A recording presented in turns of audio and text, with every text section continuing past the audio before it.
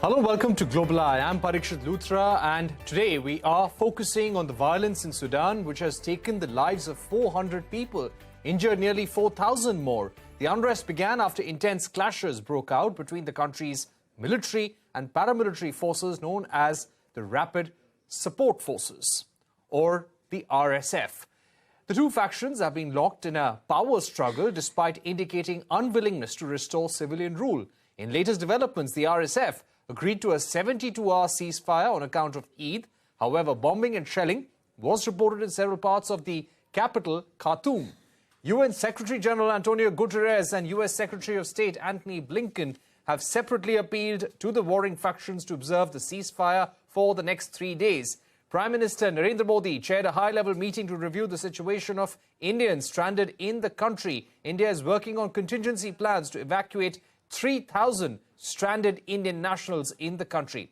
To talk more about the conflict, the road ahead, we are now joined by former Indian Ambassador Anil Trigunayat, former Indian Diplomat Ashok Sajjanhar, Ajay Dubey, Chairperson of the Center for African Studies at the School of JNU, and Alyona Synenko, Regional Spokesperson for Africa at International Committee of the Red Cross. Thank you very much for joining us. Alyona, if I could ask you about the situation on the ground.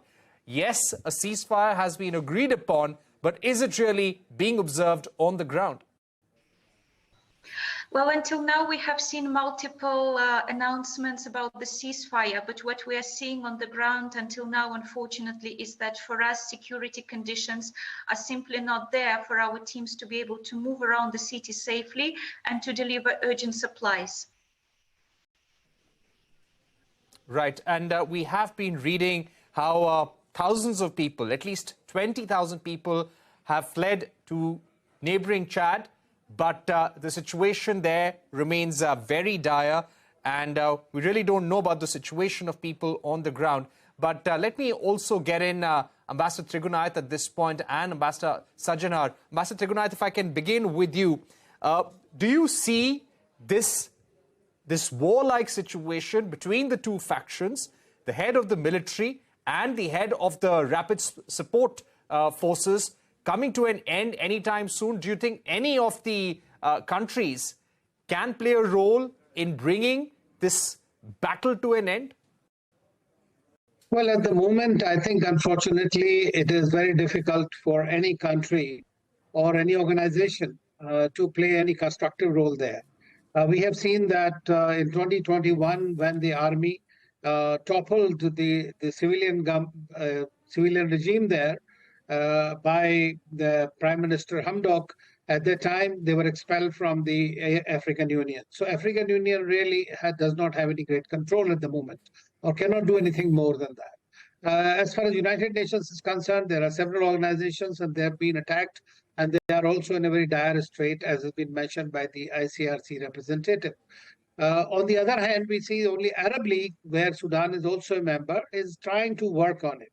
But this is essentially a power grab by these by General Hemedti, as he is called famously. And this particular grouping is called as Janjaweed militias during the Darfur time, has also been engineered and was created and given the military ranks by the previous president, Omar Bashir.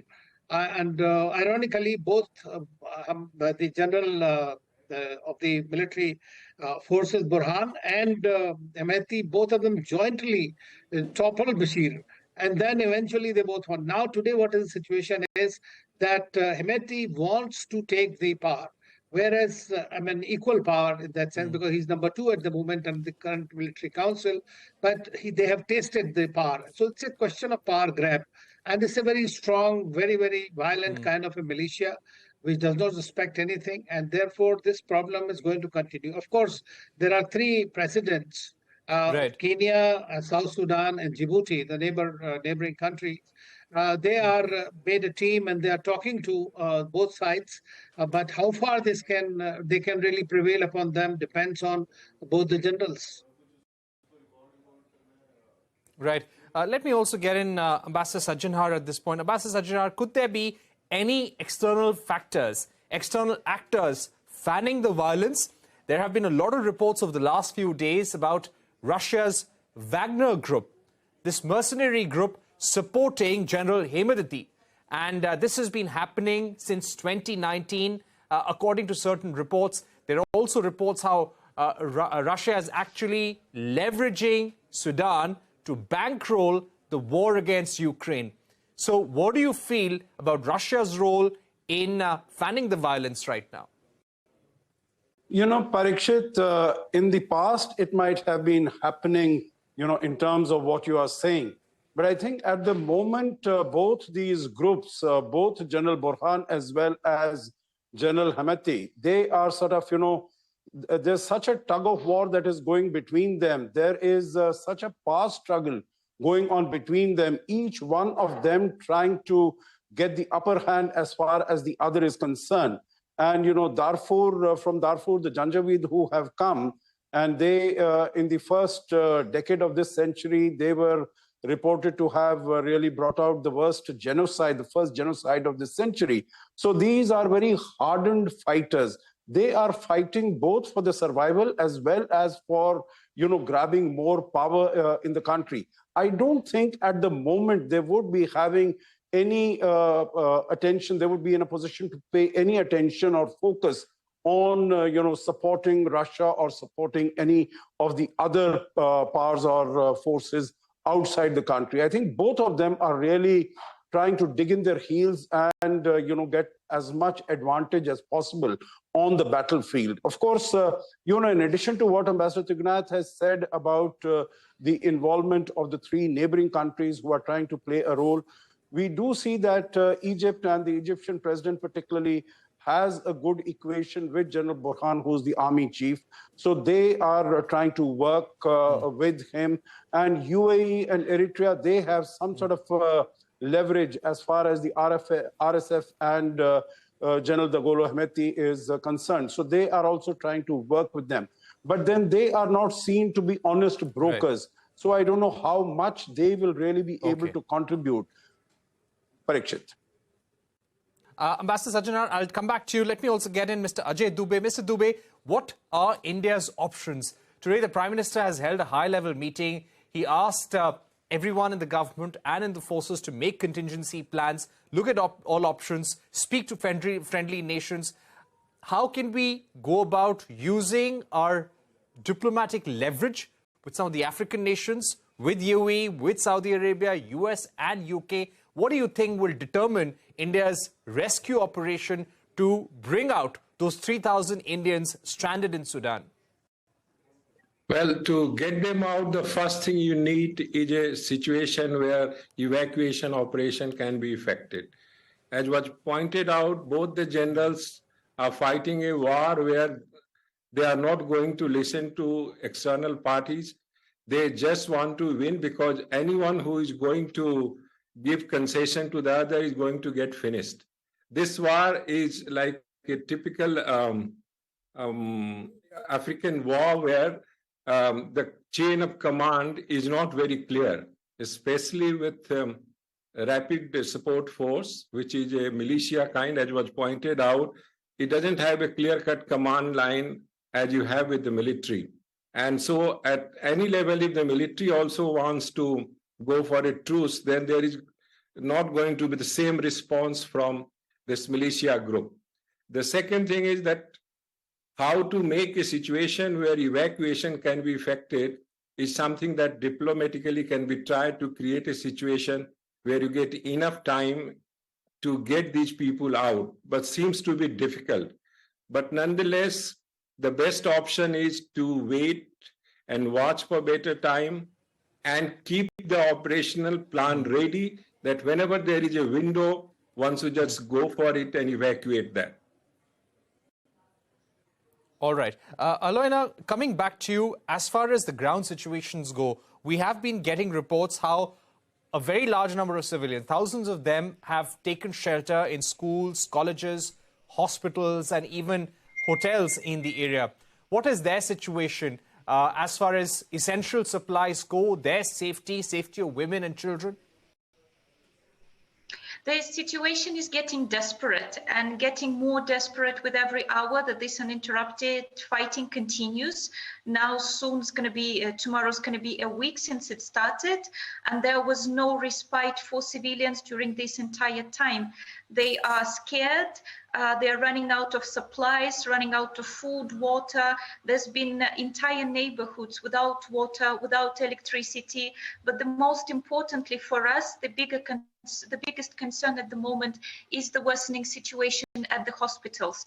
The hospital personnel, they have been unable to reach their workplace. Hospitals are also running out of supplies. They don't have food. They don't have electricity. So this situation is becoming increasingly desperate, and we're urgently calling for humanitarian access to be able to move around. Right. Ambassador Trigunayat, coming back to you, keeping this kind of a situation in mind, and first of all, would you say that this kind of violence is unprecedented? You have UN aid organizations, their offices are being looted, burnt as well. International organizations like Doctors Without Borders, ICRC, the Red Cross, they're not getting access to these affected areas. They're not getting access to people who have been injured, to hospitals. Is this a situation not seen before in the area? Well, this pretty much happens every time, but most of the places it has not happened much worse. But we have seen these kind of situations in Darfur, in Sudan itself. When Sudan and South Sudan, this problem was happening, we have seen it there. I've been ambassador to Libya. I mean, we have seen those kind of situations there also. So whenever there's a civil war, this is virtually a free-for-all kind of a thing that happens. Only one thing is that this RSF, when they started attacking, it was in the evening, and so therefore nobody was there in the embassies or those offices. So we did not see very many casualties, even though one of our Indian citizens was killed in this violence. But I think that at the moment, what is happening is they'll have to essentially be prevailed upon by some other forces. Otherwise, this is going to continue to fight to finish, because it's very difficult for these two generals to come, because see, RSF General Hemeti today, he was always very strong. And he agreed to number 2 position at the time. But since the army was supposed to hand over charge on 11th of April, they saw that there was not going to be enough space for him to continue to remain in power. And that's the reason that they have tried to grab the power this time and attacking the army also. So I think the best bet is if the army is able to prevail upon the RSF. That's the only way that one could see some kind of respite eventually, because they are not listening to, because as we all know, this is what happens in these kind of situations. But of course, the humanitarian crisis, as has been mentioned, is really worsening. We're running out of time. I'll quickly get some questions in. Not even by the day. Sorry? Right. Sir, I'll come back to you. We're running out of time. I want to put some quick questions to Ambassador Sajjanhar and Mr. Dubey. Ambassador Sajjanhar, as far as the international view on Sudan right now, which country or group of countries has the greatest influence on what is happening right now, and which are the countries which can actually bring some sort of solution to the ground? You know, that's a very difficult question to respond to, because, you know, all these countries in the vicinity, in the neighborhood, they are seen to be siding with either of the two countries. You would recall that when Antony Blinken had spoken to both the leaders, and they agreed even for a 24-hour ceasefire, but even that was not implemented. On the ground, you know, it did not happen. And right now we have seen, whether it is, we've spoken about Moscow, we've spoken about Egypt, we've spoken about UAE. In fact, when the UAE ambassador was seen in, in one of the cities, there were demonstrations against him because he is, UAE is supposed to be siding with the RSF. I think this is, RSF seems to be having an upper hand at this moment, because the army is supposed to be in power as far as Khartoum is concerned. And all these RSF, Janjaweed militia, they are coming from the west, they are coming from Darfur. So I think the Janjaweeds look at it, RSF and Hemeti looks upon it as the best possible chance to come as close to power as he can, because he will not get another opportunity to come so close to power. And, as has been mentioned, it was supposed to transition to a civilian administration on the 11th of April. And that is the fact that it didn't happen on that day, the fact that it didn't happen on 13th April, that has angered the people also, the population also. But neither of the two generals are concerned at all about what the people are going through or what they are thinking. Parikshit. Absolutely. And of course, a lot of worries and concern about the plight of 3,000 Indians who are spread across Sudan. And we are trying to get them evacuated as soon as possible. And that's what the meeting at the Prime Minister's level was all about a short while back. Ambassador Trigunayat, Alyona, Ambassador Sajjanhar, Ajay, Dubey, we'll have to leave it there for the moment. But thank you very much for joining us here on Global Eye, telling us about the situation on the ground and really no solutions in sight just yet. We're going to take a short break here on the program, but coming up, UN Secretary General Antonio Guterres warns current climate policies are a death sentence for the world. A discussion with Kumar of Global Energy Alliance for People and Planet when we're back.